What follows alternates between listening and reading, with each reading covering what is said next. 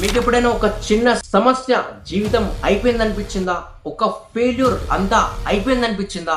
అయితే భగవద్గీత చాప్టర్ 1 శ్లోక నంబర్ 2లో శ్రీకృష్ణుడు అర్జునుతో ఇలా అన్నాడు, పార్థ, ఒక చిన్న సమస్యను చూసి నీ శక్తిని మర్చిపోవద్దు. నీ లోపలున్న శక్తి దేవుడిచ్చింది, అది ఎప్పటికీ బలహీన పడదు. నీ బలహీనత అనేది నీ స్వభావం కాదు. ధైర్యంగా ముందుకెళ్ళు.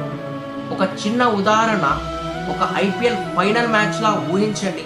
విపక్షం శక్తివంతంగా ఉంటే సరిగ్గా దుర్యోధనుల్లా వెంటనే మీ గురువులను మెంటార్లను ఆశ్రయించాలి.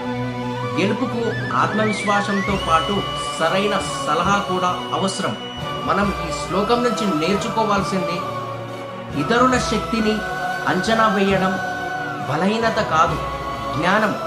జీవితంలో గెలవాలంటే సమయాన్ని గమనించగలగడం మరియు సరైన మార్గదర్శనం అనేది మనకి చాలా ముఖ్యం. హరే కృష్ణ.